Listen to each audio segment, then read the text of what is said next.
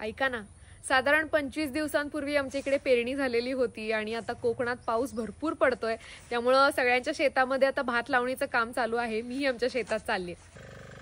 आज मोठ्या प्रमाणावर तरुण पिढीनं शेतीकडे वळण्याची गरज आहे. स्मार्टफोन आले, स्मार्ट सिटीज आल्यात, तंत्रज्ञान खूप पुढे गेलं. आता AI माणसाचं काम हलकं करतंय. पण वरून धो पाऊस सुरू असताना गुडघाभर चिखलात भात लावणी करणं सोपं काम नाहीये. ते कष्ट समजून घ्यायचे असतील तर तुम्हालाही चिखलात उतरावं लागेल.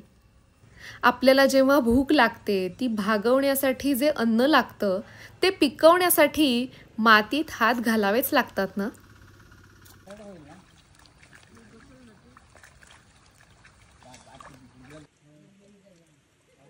ही छोटी मुलगी भात लावणीमध्ये आम्हाला मदत करत होती.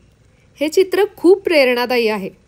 आपल्याला नवीन पिढीच्या शेतकऱ्यांची गरज आहे असं मला वाटतं. तुमचं मत मला कमेंट बॉक्समध्ये नक्की कळवा.